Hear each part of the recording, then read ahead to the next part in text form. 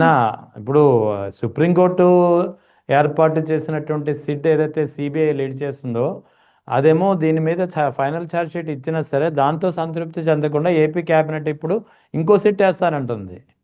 అంటే ఈ ఇష్యూని ఇంకా అంటే ప్రొలాంగ్ కంటిన్యూ చేద్దాం అనుకుంటున్నారా? నాకు అర్థం కావట్లేదు. కాదండి, దాంతో సంతృప్తి ఎందుకు చెందలేదంటే దాంట్లో పూర్తిగా జగన్ పేరు రాలేదు. Yeah, Jagan exactly. గారి పేరు వచ్చే వరకు వాళ్ళు సంతృప్తి చెందరు. ఇవాళ రోజు పవన్ కళ్యాణ్ గారి మాటలో మార్పు నేను చెప్తాను చూడండి. నేను ఏమన్నా జగన్ కలిపాడని చెప్తానా? అంత సెన్స్ లేదా నాకు అని అన్నారు. గతంలో అన్నారండి, కరెక్టే. మీరే జగన్ కలిపింది, ఇదంతా పందికి వదిలేస్తారా, నువ్వు అసలు ధర్మ విరుద్ధం, అది ఇది చాలా మాట్లాడారు. ఇవాళ ఉమ్, రోజు నేనేమన్నా మీ పేరు చెప్తానా, మీరు కలిపారని నేను అంటానా, అంత సెన్స్లెస్ లో ఉన్నా అని మీరే అన్నారు. ఉమ్, ఒక మాట, ఇంకొక మాట బాగా గుర్తుండిపోవాల్సింది, 15 సంవత్సరాలు మేమే ఉంటాం. ఈ సుదీర్ఘ ఉమ్, ప్రయాస 15 సంవత్సరాలన్న గౌరవ పవన్ కళ్యాణ్ గారు మొట్టమొదటిసారిగా ఈ 5 ఏళ్ళు కూడా మేమే ఉంటాం, మాకేం కంగారు ఉమ్. లేదు, ఈ ఓకే, 5 ఏళ్ళు డిఫెన్స్ కూడా లో మేమే పడ్డారు. ఉంటాం.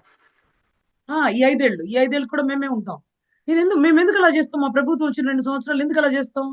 ఇదేమన్నా ఎలక్షన్ కి ముందు 6 నెలల, ఎలక్షన్ కి ముందు 6 నెలలు అయితే చేశారంటే మీరు అనుకోవచ్చు. ఎలక్షన్ గెలిచిన ఒక 2 సంవత్సరాలు మేము ఎందుకు చేస్తాం?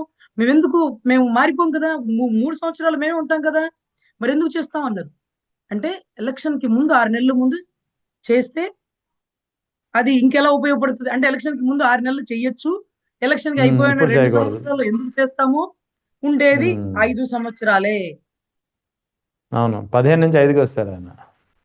దెర్ ఇస్ సమ్ క్లారిటీ వచ్చింది సార్. ఫస్ట్ టైం నాకు ఉమ్, ఆశ్చర్యం వేసింది. 15 ఏళ్ళు అన్న పవన్ కళ్యాణ్ గారు ఫస్ట్ టైం ఉండే 5 ఏళ్ళు, 5 ఏళ్ళు మేమే ఉంటాం, ప్రభుత్వాలు ఏం ఉమ్, మారవు. నేను ఎందుకు చేస్తాము 2 సంవత్సరాల్లో ఇదంతా మేము ఎందుకు చేస్తాం అంటే, మీరు చేశారని ఎవరు చెప్పారు? చెప్పలేదు కదా. ఎవరు మరి చెప్పలేదు. అవును. మీరెందుకు చెప్తున్నారు మేమెందుకు చేస్తాం, మాకేం పని అని మీరెందుకు మాట్లాడుతున్నారు? మీరు చేశారని మేము అనట్లా. మీరు జగన్ గారు చేశారని మీరే పాప ప్రక్షాళన చేసినట్టుగా మెట్లు గడిగింది మీరే. ఈ ప్రభుత్వం నా గురించి మాట్లాడింది, క్షమాపణ చెప్పండి అన్నారు జగన్ గారు. మీరు చేశారని జగన్ గారు అనలా. అవును. మీరు చేశారని అనలా. కానీ మీరు స్వయంగా నువ్వే చేశావు జగన్, అది పందికొవ్వు కలిపేసినావు అని మీరన్నారు. కానీ ఈ రోజు మీరు చక్కగా మేమెందుకు చేస్తాం, మాకేం అవసరం, వచ్చిన 2 సంవత్సరాలు ఎందుకు చేస్తాం, అదేమన్నా ఎలక్షన్ ముందు 6 నెలల చేయడానికి కాదే, ఈ 5 సంవత్సరాలు మేమే ఉంటాం కదా, ఇంకా 3 సంవత్సరాలు కూడా మేమే ఉంటాం కదా అని అడిగారు. సో 5 సంవత్సరాలకి పరిమితం అయ్యారు వారికి. అవును. మామూలుగా అయితే ఎప్పుడు ఆయన 15 తగ్గించరు. ఉమ్, అవునండి. అంతకుముందు మీకు తెలుసు కదా, జగన్ గారు 30 సంవత్సరాలు నేనే ఉంటాను అనేవారు. అవును, అనేవారు ఆయన. అనేవారు కదా, ఈయన ఎప్పుడు 15 సంవత్సరాలు ఈయన అనేవారు. ఇప్పుడు మొట్టమొదటిగా మార్పు వచ్చి 5 సంవత్సరాలు మేమే ఉంటాం అన్నారు. సో జగన్ గారు మోకరిల్లిచ్చి క్షమాపణ చేస్తే, ఒకవేళ క్షమాపణ చెప్తే, ఒకవేళ జగన్ గారు దీంట్లో కల్తీలో పంది కొవ్వు కలిపేసినా క్షమించేస్తారా? ఉమ్, అసలు ఈ క్షమాపణలేంటి, ఈ మోకరిల్లించడం ఏంటి, క్షమాపణలేంటి? గతంలో కూడా పవన్ కళ్యాణ్ గారు ఒక రోజు వైకుంఠ ఏకాదశి రోజు చాలా మంది ఉమ్, చనిపోయిన, పాపం ఆయన హాస్పిటల్కి వెళ్ళి చనిపోయిన వారి కోసం మోకరిల్లిచ్చి క్షమాపణమ్మా అన్నారు. అదే క్షమాపణ ఆయన చెప్తూ టీవీ5 నాయుడు గారిని చెప్పమన్నారు. ఉమ్. ఆయన అన్నారు, నేనెందుకు చెప్తాను, క్షమాపణ చెప్తే పోయిన ప్రాణాలు వెనక్కి వస్తాయా అంటే, ఒక అంతే కదా. రిపోర్టర్ గారు పవన్ కళ్యాణ్ గారు చెప్పన్నారు కదండి, చెప్పొచ్చు కదండి అన్నారు. నేనెందుకు చెప్తాను, ఎవడో ఉమ్, చెప్పమన్నాడు, నేను చెప్తాను. అవును. అంటే ఈ క్షమాపణ, ఈ మోకరిల్లొచ్చే కార్యక్రమాలు రాజకీయ నాయకులు ఎవరు చేయరు. అవును. టీవీ5 నాయుడు గారిని చేయమని, నేను చేయను అన్నాడు. నేనేం చేసేది ఏంటి, పోయిన ప్రాణం వెనక్కి వచ్చిద్దా అన్నాడు. మేడం, ఈ ఓవరాల్ ఇష్యూలో చాలా అంటే నిన్న మొన్నటి నుంచి కొన్ని ఆరోపణలు వస్తున్నాయి. ముఖ్యంగా వైఎస్ జగన్ ఇతర పార్టీ నేతలు కూడా చెప్పారు. ముఖ్యంగా కాపుల్ని టార్గెట్ చేసే అంశంగా దీన్ని చూడాల్సి వస్తుంది అనేది ఒక భావన అయితే వ్యక్తమవుతోంది ఓవరాల్గా. అది మీరు ఎంతవరకు తీసుకుంటారు? నిజంగా కాపు కులాన్ని టార్గెట్ చేసే దిశగానే ఈ ప్రయత్నాలన్నీ జరుగుతున్నాయని మీరు అనుకుంటున్నారా? అసలు ఏం జరుగుతుంది సార్ ఇక్కడ అంటే ఇందులో ప్రత్యేకించి కులాల కాపు, ప్రస్తావన ఉందంటారా లేదంటారా? అదే సార్, మొత్తంగా కాపు కులం అని టార్గెట్ అయిపోతుందేమో అని వెంటనే జోగి రమేష్ గారు కూడా ఇంటికి నిప్పట్టిచ్చేశారు. అదే ఉమ్, ఆశ్చర్యం. ఇక్కడ జరుగుతుంది ఒకటైతే, జోగి రమేష్ గారు ఇంటికి నిప్పంటించింది ఎందుక నాకు అర్థం కాలేదు. ఎందుకంటే ఉమ్, కాపింటికి నిప్పంటిస్తారా, కాపులకే నిప్పంటిస్తారండి. ఆగండి ఆగండి, అది కూడా అక్కడ కూడా అంటించేయండి రా బాబు, లేకపోతే ఉట్టి కాపు అనేటప్పటికి రాష్ట్రం మొత్తం తిరగబడి ఇటే వచ్చేలాగా ఉందని ఆ, మళ్ళీ వెంటనే జోగి రమేష్ గారి ఇంటికి నిప్పంటించారు. అసలు టాపిక్ లో జోగి రమేష్ గారు లేరు కదా, ఇక్కడ ఫ్లెక్సీ లేరే. గొడవలు కదా. అయితే అంటే టార్గెట్ అంటే మీరు మా ఇంటికి మా ఇళ్ళకే నిప్పంటిస్తారా? గతంలో కొడాలని ఇంటికి నిప్పంటించారా? వల్లభనేని వంశీ గారి ఇంటికి నిప్పంటించారా? జోగి రమేష్ గారితో గొడవ జరుగుతుంది కదా, ఆయనకి ఏమైనా నిప్పంటించారా అంటే మళ్ళీ ఈ గొడవ అంతా ఎందుకు వచ్చిందిలే అని పాపం వెంటనే ఆయన ఇంటికి కూడా నిప్పంటించుకున్నారు, ఉమ్, నిప్పంటించేసినారు. సో ఇక్కడ ఇక్కడ ఎట్లుందంటే కాపు వాళ్ళని టార్గెట్ చేసినారా అంటే, గతంలో నాకు ఒక వీడియో ఎవరో ఒక ఒక సోదరుడు పంపించినారండి. అది ముద్రగడ పద్మనాభం గారి కుటుంబం మీద అవునండి. దాడి చేసినప్పుడు, ఆ కుటుంబంలో ఆడబిడ్డల్ని టార్గెట్ చేసినప్పుడు, ఆయన్ని చాలా ఇబ్బంది పెట్టినప్పుడు, ఆయన్ని జైల్లో వేసినప్పుడు మరేమో గుర్తులేదు. అయితే అప్పుడు దాసరి నారాయణరావు గారు, చిరంజీవి గారు, తుటా చంద్రశేఖర్ గారు, అప్పుడున్నటువంటి కాపు సామాజిక వర్గంలో ఉన్నటువంటి ప్రతి ఒక్కరూ మీడియా ముందుకొచ్చి ఒక రంగా గారిని మేము కోల్పోయాం. ఉమ్, ఇలాగే మళ్ళీ కూడా మీరు మా జాతి మీదకి దాడి చేస్తంటే మేమేంటో చూపిస్తామంటూ చాలా గర్జించిన గొంతు దాసరి నారాయణరావు గారిదండి.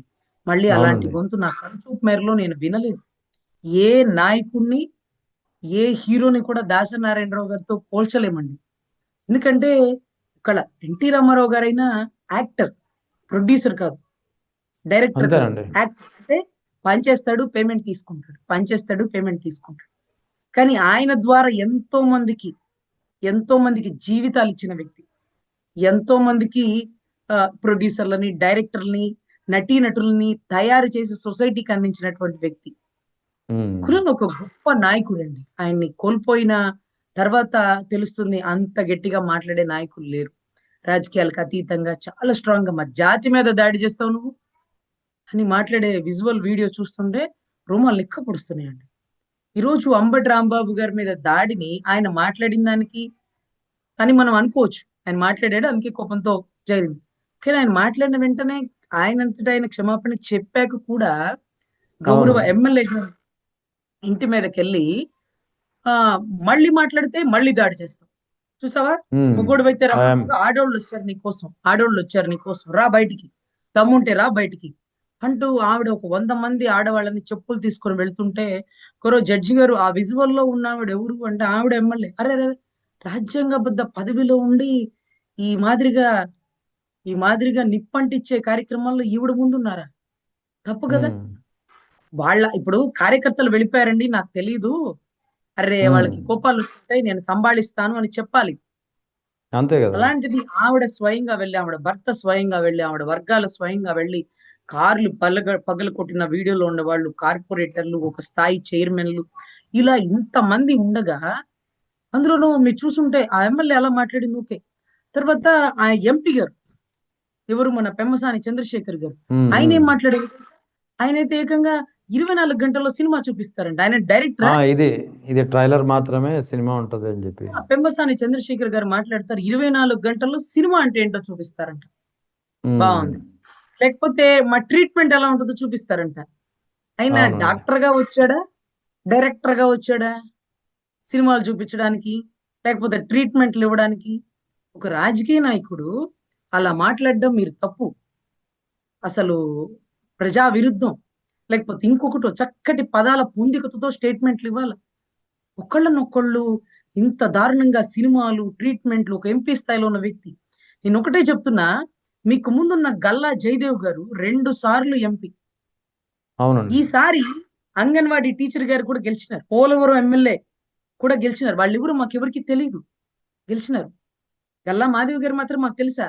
కనీసం ఎప్పుడు టీడీపీ సభ్యురాలు కూడా కాదు. ఎప్పుడు ఏ ర్యాలీలకి రాలేదు ఆవిడ. ఫస్ట్ టైం తీసుకొచ్చినారు, గెలిచినారు. గల్లా జయదేవ్ గారు కూడా గెలుస్తారు. కానీ ఎందుకు పోటీ చేయలా అడగండి. మీరు చూపిస్తానన్న సినిమా ఆయనకి ఎప్పుడన్నా చూసేసినాడేమో, ఉమ్, జగన్ గారు ఏమన్నా చూపించినారేమో, అడగండి. ఎందుకు పోటీ చేయనన్నాడు అడగండి. మీరు నిన్న గాక మొన్న అమెరికా నుంచి వచ్చి నేను సినిమాలు చూపిస్తానంటే ఇక్కడ చూడడానికి ఎవరు సిద్ధంగా లేరు. జాగ్రత్త మాట్లాడాల. ఎందుకు గల్లా జయదేవ్ గారు పోటీ చేయలేదో మీరు కనుక్కోండి, మాట్లాడుకోండి. తప్పు సార్. ఒక వ్యక్తిని రెచ్చగొట్టడం తప్పు. మీరు మాట్లాడే దాంట్లో ఇంకా ఒకళ్ళనొకళ్ళు రెచ్చగొట్టుకోవడమే తప్ప అక్కడ ఒరిగేదేమీ లేదు. ఈ ఫ్లెక్సీ వద్దు అంటే నా మాట వినల. ఇవాళ రోజు జగన్ గారి ర్యాలీ వస్తే చూసినారా? చూసినారా ఎలా వచ్చారు? ఎవరికి దారి ఛార్జీలు కూడా ఇవ్వలా. పరామర్శకు వచ్చినప్పుడు ఇస్తారా? మీటింగ్‌లకు వచ్చినప్పుడు అంటే బస్సులు పెట్టండిరా, వెహికల్ పెట్టండిరా అవును. అంటారు. పరామర్శకు వచ్చినప్పుడు ఈ ఊరు ఏ ఫెసిలిటీస్ ఇవ్వరు. జగన్ గారు వస్తున్నారంటే అని కబురు వచ్చింది అంతే. ఆ కబురుకి వచ్చేస్తారు. అదే ఒక ప్రజా మీటింగ్ జరుగుతుంది అనుకో, ఒక్కొక్క ఊళ్ళకి బస్సులు పంపిస్తారు. ఆ బస్సుల్లో భోజనాలు ఏర్పాట్లు చేస్తారు. ఇది కేవలం పరామర్శ. పరామర్శకే కదిలి వచ్చినటువంటి జనాన్ని చూసి ఇక్కడ గుంటూరు ఏ పరిస్థితుల్లో ఉందో ఇక్కడ లోకల్ ఎమ్మెల్యేని అడగండి. సినిమా చూపిస్తానన్న ఎంపీని అడగండి. మళ్ళీ మాట్లాడితే మళ్ళీ దాడి చేస్తాం. అరే అన్ని మీరే చేసే కాడికి ఇంకా న్యాయస్థానాలు ఎందుకు? న్యాయవాదులు ఎందుకు? మళ్ళీ మాట్లాడితే చట్టరీత్యా చర్యలు తీసుకుంటాం. బాగుంటుంది ఈ పదం. మళ్ళీ మాట్లాడితే మీకు శిక్ష పడుతుంది. బాగుంటుంది ఈ పదం. మళ్ళీ దాడి చేస్తారంట. ఆవిడ దాడి చేస్తే వాళ్ళు చేయించుకోవడానికి ఖాళీగా ఉన్నారా? పొద్దుగూకులు ఇదే పనేనా? సో ఇక్కడ సినిమా చూపిస్తానన్న వ్యక్తి, ఉమ్. అంతకుముందు పోటీ చేసిన ఎంపీ ఎందుకు మళ్ళీ పోటీ చేయడానికి ముందుకు రాదు? ఈయన సినిమా చూపిస్తానన్నాడు కదా, అవును. సినిమా చూపిస్తానన్నాడు కదా. సరే, మార్పులు చేర్పులు సర్వసాధారణం రాజకీయాల్లో, ప్రజలే అంతిమ తీర్పులు. సో ఎనీవే అలాంటి డైలాగులు వాడకూడదు. వాడేసినారు. ఎందుకంటే రాజ్యాంగబద్ధ పదవిలో ఉన్నప్పుడు ఏదైనా కార్యకర్తలో నా బొట్టోళ్ళో మీ బొట్టోళ్ళో ఏమైనా మాట్లాడేయచ్చు, చెల్లుతుంది. ఒక ఎమ్మెల్యే ఒక ఎంపీ చాలా నిబద్ధతగా మాట్లాడారు. చూపించిన సినిమాలు చాలు, వెళ్ళి మీ దేశం వెళ్ళి చూసుకోండి అనే రోజులు కూడా ప్రజలు సమాధానాలు చెప్పేస్తారు. సో ఎనీవే ఈ ఫ్లెక్సీ గొడవ చిలికి చిలికి గాలివానై ఈ రోజు ప్రజాయాత్రగా లేకపోతే పరామర్శ యాత్రగా మళ్ళీ జగన్ గారిని గుంటూరులో అడుగు పెట్టించింది. సో ఓకే సార్, ఎనీవే ఇప్పటికైనా ఆ ఫ్లెక్సీలు తీసేస్తారా? లేదు, లేదట. జగన్ గారు మోకరిల్లిచ్చి క్షమాపణ చెప్పే వరకు ఈ ఉద్యమం ఇలాగే కొనసాగుతుందని గౌరవ పవన్ కళ్యాణ్ గారు లేకపోతే గౌరవ చంద్రబాబు గారు చెప్తున్నారు. అసలు ఎందుకు ఇదే టార్గెట్ చేసినారు? లడ్డూలో కల్తీ చేస్తే ఒక్కళ్ళ బోలే బాబా చేస్తాడు, ఎయిర్ మామ్ చేస్తారు, లేకపోతే అక్కడ ఉండేటటువంటి వైష్ణవికి సంబంధించిన పాల వాళ్ళకి సంబంధించిన కంపెనీలు ఏమైనా ఉంటే అవి చూస్తాయి. సో వాళ్ళ మీద చర్యలు తీసుకోవాలా. ఇప్పుడు ఆయన ఓపెన్ గా చెప్తున్న మాట ఏంటంటే, నేనేమన్నా జగన్ గారి పేరు చెప్పానా? నేనేమన్నా వాళ్ళ పేర్లు ఉమ్. చెప్పానా? నేను ఎందుకు చెప్తాను? అంత సెన్స్ లేకుండా అన్నారు. కానీ రివైండెడ్ వీడియోస్ చూసుకోండి. మనం ఎప్పుడు ఒక వ్యక్తిని టార్గెట్ చేయకూడదు. అది కూడా సిట్ సిబిఐ కేసుల్లో. ఈ రోజుకి అవును. అక్రమాస్తుల కేసు అని మనం అంటామే కానీ ఇంతవరకు ఆ కేసు కొలిక్కి రాల. రానప్పుడు యా. మనం అనకూడదు. ఎందుకంటే ఆయిషా మీరా కేసులో సత్యంబాబు దోషి దోషి దోషి అని అన్నాం. అసలైతే అప్పట్లోనండి 2007 ఆ పరిసర ప్రాంతాల్లో విజయవాడలో చిరుత సినిమా కొత్తగా రిలీజ్ అయిన మూమెంట్ లో ఈ ఉమ్. ఈ ఘటన జరిగింది. ఆ అమ్మాయి నడుము మీద అతను చూసిన సినిమా పేరు రాసినాడంట, చిరుత అని. ఎలా రాసినాడు? పెన్నుతో రాసినాడా, మేకులతో రాసినాడా, ఎట్లా రాసినాడు? ఉమ్. రాశాడట. ఇలా గోడెక్కి దుక్కాడంటే అలా చేసినాడంటే ఇలా అన్ని క్రియేట్ చేసేసినారు పోలీసులు. 7 సంవత్సరాల తర్వాత అతను నిర్దోషిగా బయటకు వచ్చాడు. ఈ లోపే అవును. ఇతనే దోషి అని చెప్పడానికి మన వల్ల కాదండి. మనం అలా చెప్పకూడదు. అందులో అవును. సిట్ సిబిఐ ఇన్వెస్టిగేషన్ పార్ట్ లో ఉన్నప్పుడు వాళ్ళు చేసినారు వీళ్ళు చేసినారంటే బాగుండు. యా. దానికి పవన్ కళ్యాణ్ గారికి సంబంధం లేదు, చంద్రబాబు గారికి సంబంధం లేదు, జగన్ గారికి సంబంధం లేదు. ఈ రోజు ఈ రోజు పవన్ కళ్యాణ్ గారు చెప్తున్నారు, నేనేమన్నా చేశానా, నాకేం పని? మీరు చేశారని ఎవరు చెప్పరు సార్. మీకేం పని? సో అలాగే ఆయనకేం పని? అంతే కదా. ఆయన చేసిన పని ఏంటంటే 2019 నుంచి 24 మధ్యలో ఆయన ఉన్న టైంలో కొంత రూల్స్ అండ్ రెగ్యులేషన్ ని వెసులుబాటు చేసినారు. అవును. ఆ వెసులుబాటుని మన ప్రభుత్వం రాగానే కుదించి మళ్ళీ ఫ్రెష్ రూల్స్ గైడ్ లైన్స్ వేసేసి ఉండొచ్చు. లేదా మన అవును. ప్రభుత్వం రాగానే ఆ బోలబాబు కంపెనీ ఏదైతే ఉందో ఆ డైరీ ఫామ్ ని అది ఆపేసేయచ్చు. కొత్తగా మనం ఇంకొకటి ప్రొడ్యూస్ చేసుకోవచ్చు. సో ఇవన్నీ ఒక్కటి సార్. ఇవన్నీ ఒక్కటి. ఇప్పుడు కొత్తగా వినపడుతున్న నాదం ఏంటంటే ఇక దీని మీదే చర్చలు బిగినవుతాయి. యా. పార్టీకి సంబంధించిన ఎమ్మెల్యేలు, ఎంపీలు, స్పోక్స్ పర్సన్స్ మొత్తం కల్తీ లడ్డుకు సంబంధించిన చార్జ్ షీట్ ని ప్రతి ఒక్క స్పోక్స్ పర్సన్ కి, ప్రతి ఒక్క ఎమ్మెల్యేకి, ఎంపీకి పంపించి మీరు దీని మీద ప్రిపేర్ అయ్యి దీని మీదే మాట్లాడాలి. ఇదే ఒక పెద్ద ఉమ్. ప్రజా సమస్య. ఇదే అవును. ఒక ప్రజా సమస్య. సో ఒకటి సార్, మనం ఇంపార్టెంట్ గా మాట్లాడుకోవాలంటే ఒక 500 కోట్లు లేకుండా మనం ఒక మెడికల్ కాలేజ్ ని ప్రైవేటీకరణ చేసేసినాం. అవును. 500 కోట్లు మనము వైజాగ్ పరిసర ప్రాంతాల్లో సముద్ర తీరంలో ధ్యానం చేయడానికి పెట్టిన ఖర్చు, శ్రీశైలంలో దేవాది దేవుడిని చూడడానికి వెళ్ళినటువంటి పెట్టిన ఖర్చు, తర్వాత ఇంకా చాలా కార్యక్రమాలు, అమరావతి ఆవకాయ అనుకుంటా, అమరావతి దానికి ఓకే. పెట్టిన ఖర్చు. ఆ దానికి పెట్టిన ఖర్చు. లేకపోతే ఇక్కడ మాకు గుంటూరులో మళ్ళీ పెమ్మసాని గారు ఏదో ఒక పెద్ద ఈవెంట్ లాంటిది చేశారు. దానికి పెట్టిన ఖర్చు. ఇవన్నీ ఒక కుప్పేస్తే మన మెడికల్ కాలేజీలు మనమే కట్టుకోవచ్చు గవర్నమెంట్ లోనే. అది అవును. ప్రైవేటీకరణ అవ్వదు. ఇది ఎక్కడ దాకా వెళ్తుందంటే, ఒకవేళ మన జనరేషన్ ఉండదండి. ఒక 10 ఏళ్ళు, 15 ఏళ్ళు మనం ఉంటామో ఉండము. ఎప్పుడో ఒక రోజు ఒక పసిబిడ్డ తల్లి చంకలో ఉండే పసిబిడ్డ జారి నిప్పులో పడి మొహం కాలిపోతది. ఆ బిడ్డని చంకనేసుకొని తల్లి కంగారుగా ఒక హాస్పిటల్‌కి వెళ్తది. ఆ హాస్పిటల్ మనం కట్టించినటువంటి ప్రైవేటీకరణ హాస్పిటల్.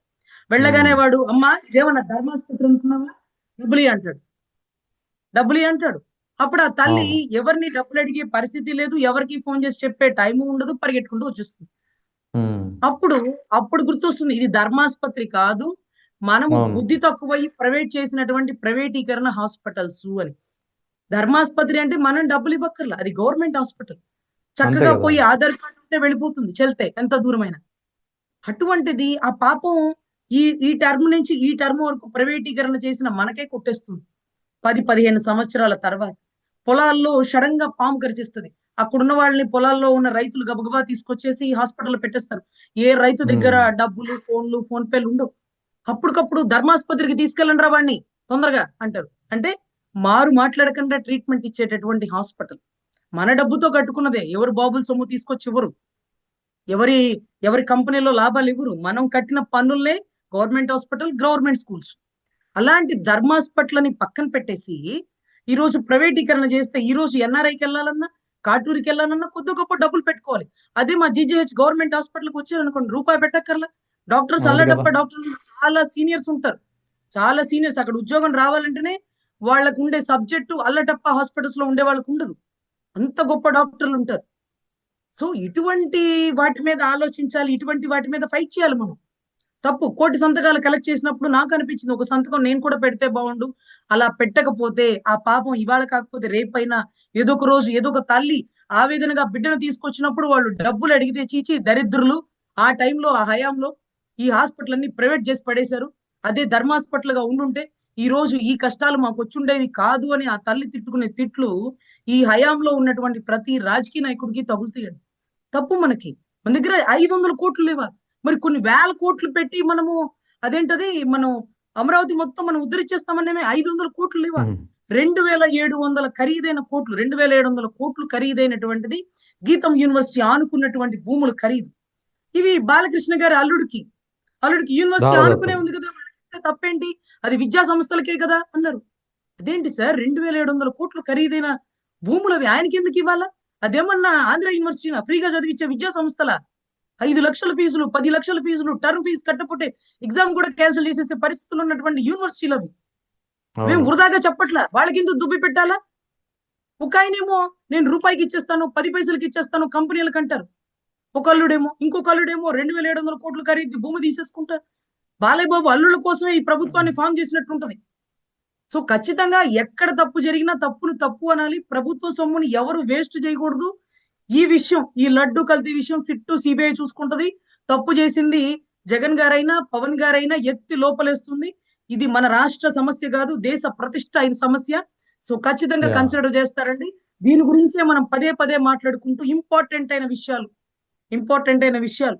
పోలవరం ప్రాజెక్ట్ మనకి ఇంపార్టెంట్. అమరావతిలో కంపెనీలు మనకి ఇంపార్టెంట్. ఇంకా రావాల్సినటువంటి నీటిపారుదల ప్రాజెక్టులు మనకి ఇంపార్టెంట్. రాబోయేది వర్షాకాలం. తొందరగా అమరావతి కొద్దో గొప్పో డెవలప్‌మెంట్ రాకపోతే ఏది అమరావతి, ఏది కృష్ణానది ఉమ్, అనేటటువంటి తలపించేటటువంటి నీటి మట్టం పెరిగిపోతుంటది. సో, వైజాగ్‌కి కంపెనీలొస్తున్నాయి. ఇంకా రాజధానికి ఎప్పుడొస్తాయి? ఈలోపే 40,000 ఎకరాలు గుట్టు సప్పు కాకుండా కలెక్ట్ చేసేస్తున్నారు. 40,000 ఎకరాలు. ఒకానొక రైతు గుండె ఆగిపోయింది. టక్కుమని అక్కడుండే లోకల్ ఎమ్మెల్యేతో గర్జిస్తూ, గొంతు పెడుతూ అతను అడుగుతాడండి. నాకు సింగపూర్ టౌన్‌షిప్ పక్కనే నాకు రావాల్సిన ఫ్లాట్ నాకక్కడ ఇవ్వలేదంటాడు.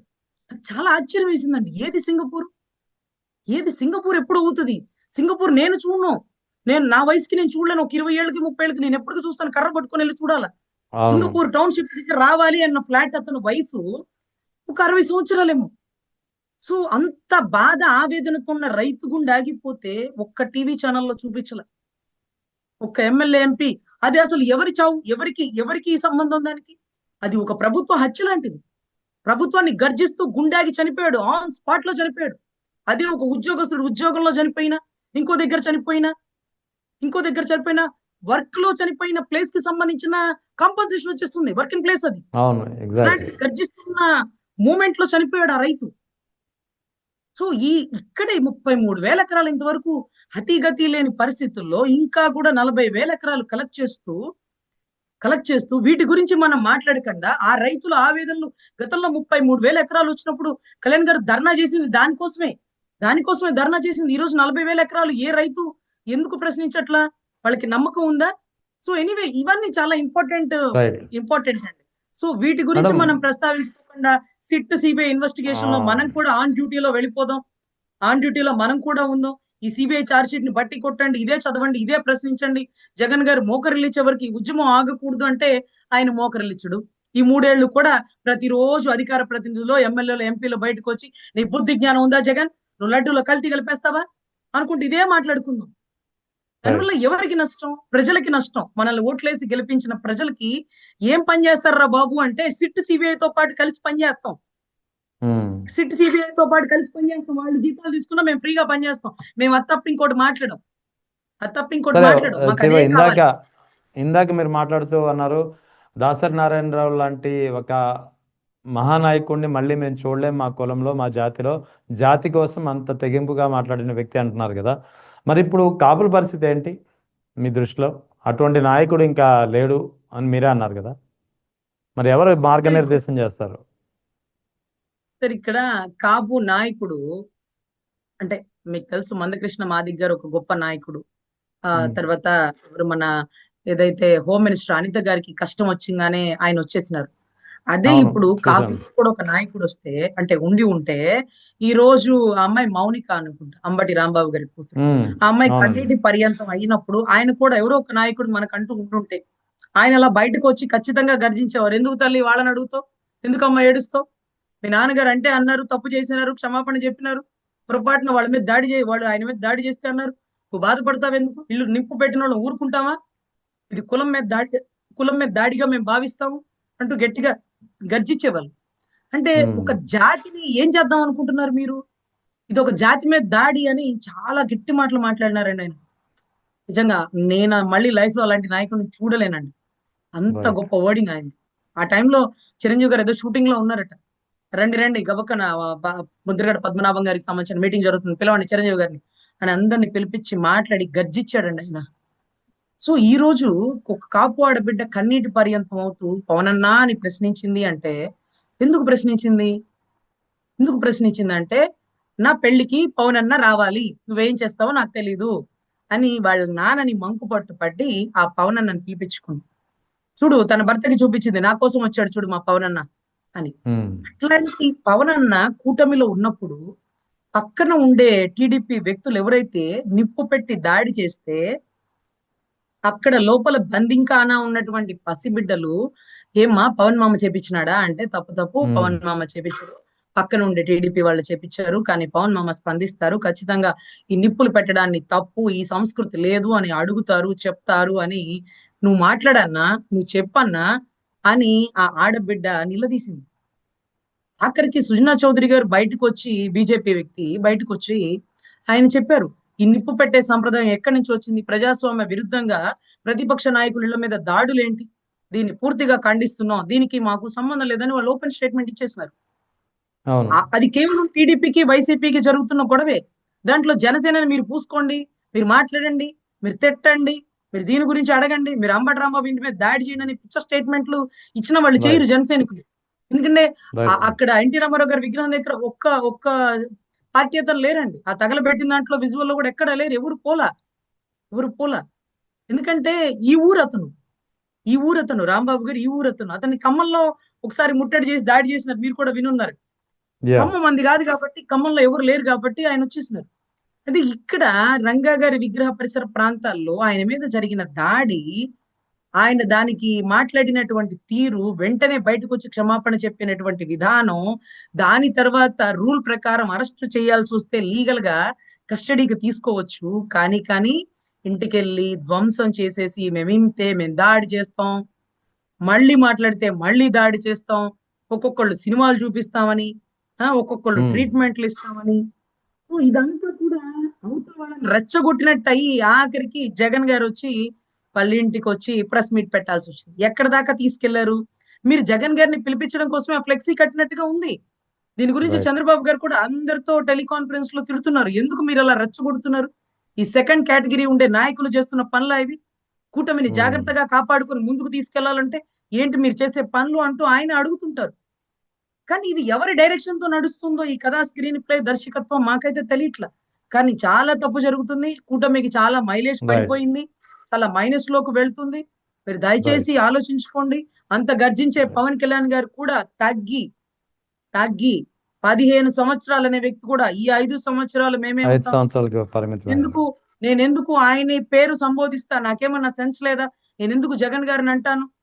ఆ కల్తీ రైట్. జరిగింది. అక్కడ నెయ్యిలో నెయ్యే లేదు. నువ్వుల నూనె ఖరీదు ఎంతుంది?